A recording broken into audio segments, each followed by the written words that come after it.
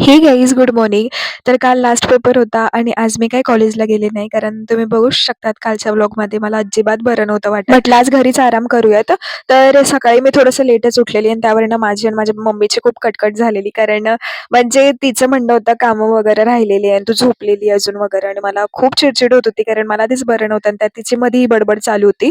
पण मग मी ते सगळं काही इग्नोर करून माझ्या लाईफच्या जशा मी प्रॉब्लेम इग्नोर करते तसंच मी मम्मीचाही तो टॉपिक इग्नोर करून लेटच उठलेली. मग आवरलं वगैरे आणि दुपारी पण मग मी आरामच केलेला कामं वगैरे करून. त्यानंतर संध्याकाळी मला खूप मग नंतर असं लो फील होत होतं आणि मम्मीची बडबड ऐकून माझं डोकं खराब होऊन गेलं होतं. कारण कसं मी ते कॉलेजला जात असते ना तेच बरं असतं. म्हणजे माझी मम्मी सुखाची राहते. नाहीतर मी घरात असली ना माझ्या मम्मीला काही ना काही नाही का हे काढ भांडण, ते काढ भांडण अशी छोटे-छोटे कटकट चालूच असते नाही का. तर असं तर मग म्हटलं थोडंसं माइंड फ्रेश करण्यासाठी मामाकडे जाऊयात. मग मी तिकडे गेलेली कारण तिकडे मग ही मिठी पण असते हिच्यासोबत खेळलं किंवा मामीसोबत थोडंसं बोललं की छान वाटतं आणि असं म्हणजे आपण थोडंसं डायव्हर्ट होऊन जातं नाही का. नाहीतर विचित्र फालतूचे विचार येत राहतात की आपल्यालाच बोलतात आणि मलाच बोलतात आणि असं तसं. आता ते काही सवय झालेली बट स्टिल नाही का थोडंसं दुःख. माझ्या मामाचं घर आमच्या घरापासून खूप जवळ आहे पण मी खूप रेअर जात असते त्यांच्याकडे. नेहमी नाही कारण मीच सकाळी गेले तर तेच संध्याकाळी येते कॉलेजवरनं तर मला काही टाईम पण नसतो आणि मग माझा अभ्यासही बाकी म्हणजे माझं कंप्लीशन पण बाकी होतं. मग मी तेही सोबत घेऊन गेलेले कारण मला माहिती होतं की मी तिथे काही अशी रिकामी बसणार नाही. मला काहीतरी हवंय. तर मग मी ते घेऊन गेलेले. मी कंप्लीशन करता मग ही माझ्याकडे आली, ही गोडुली. हिचं नाव मिठी आहे. ही माझ्या मामाची मुलगी.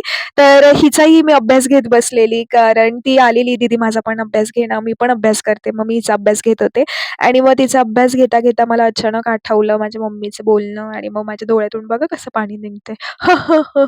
म्हणजे मी इतकं इतकं का रडती भाई मला मी कुठेच घेऊन जायच्या लायकीची नाहीये. मी एवढी रडती.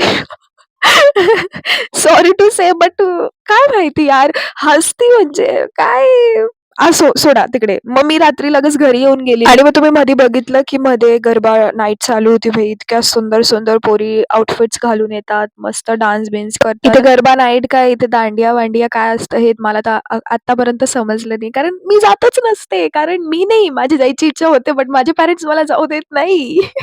माझे पॅरेंट्स खूप स्ट्रिक्ट आहे. त्यांना हे असं अजिबात नाही आवडत. ते बोलतात लग्न झाल्यावर जायचं आपल्या नवऱ्यासोबत. आता मग काय नाही, नाही काय म्हणणं आहे तुमचं? मी दांडियासाठी लग्न करून घेऊ? हे! नाही. मी दांडिया नाही खेळणार, पण मी लग्न करणार नाही.